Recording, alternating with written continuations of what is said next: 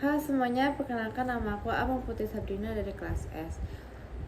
Mulai sekarang dan untuk beberapa hari ke depan aku akan membawakan suatu permasalahan politik di negara kita, yaitu demokrasi yang pernah terjadi di Indonesia. Sebelumnya aku mau ngejelasin dulu mengenai demokrasi. Menurut etimologinya, istilah demokrasi itu berasal dari bahasa Yunani.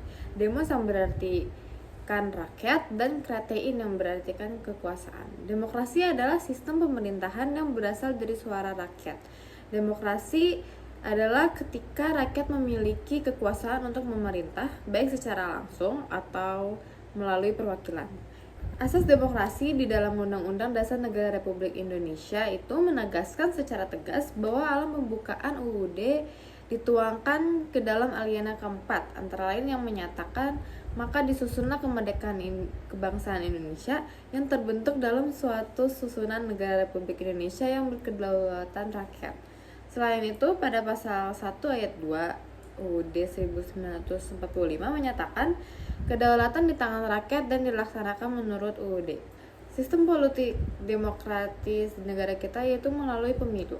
Tujuan pemilu itu seperti yang digariskan dalam Undang-Undang Dasar Negara Republik Indonesia tahun 1945 adalah memilih wakil rakyat baik untuk tingkat pusat maupun daerah, dan membangun pemerintahan yang demokratis, kuat, dan juga mendapatkan dukungan rakyat untuk mendapatkan tujuan nasional.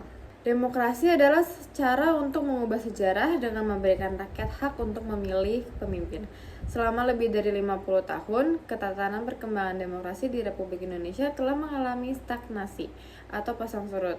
Menurut Juliardi, fluktuasi demokrasi Indonesia pada hakikatnya dapat dibagi menjadi lima periode.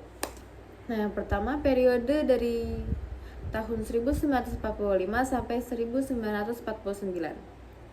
Pada periode ini terjadi demokrasi dikarenakan negara berada dalam keadaan darurat untuk mempertahankan kemerdekaannya.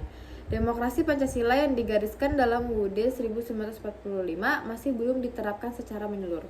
Selanjutnya periode tahun 1949 sampai 1959, yang dimana demokrasi parlementer diterapkan, meningkatkan peran parlemen dan juga partai politik.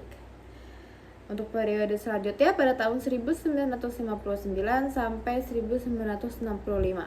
Pada periode ini sistem demokrasi terpimpin, yang juga dikenal sebagai demokrasi lama, sistem demokrasi yang menyimpang dari konstitusional. Selanjutnya terdapat periode di tahun 1965 sampai 1998. Pada periode ini yaitu merupakan masa demokrasi Orde Baru atau demokrasi Pancasila. Ini adalah demokrasi konstitusional yang mengutamakan sistem presidensial. Dan yang terakhir pada periode tahun 1998 sampai sekarang ini, yang dimana sistem demokrasi Pancasila yang juga dikenal sebagai era reformasi, yang didasarkan pada dua partai multipartai yang berusaha mengembalikan keseimbangan kekuatan di lembaga negara. Selanjutnya aku bakal menjelaskan mengenai macam-macam demokrasi. Yang pertama ada demokrasi berdasarkan suara rakyat. Pada demokrasi ini dibagi menjadi dua, yaitu demokrasi langsung, yang berarti sistem demokrasi di mana setiap warga negara terlibat dalam proses keputusan nasional.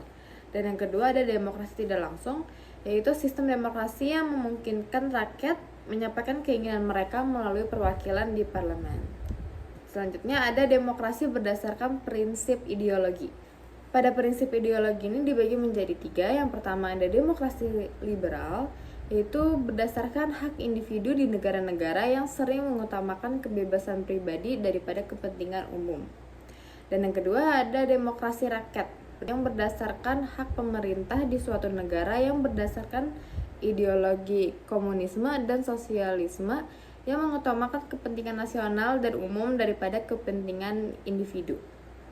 Dan yang ketiga ada demokrasi Pancasila, yang berasal dari nilai-nilai budaya dan sosial yang ada di Indonesia, yang didasarkan pada persetujuan dan kesepakatan yang mengutamakan kepentingan bersama. Itu dulu untuk penjelasan hari ini. Bye-bye.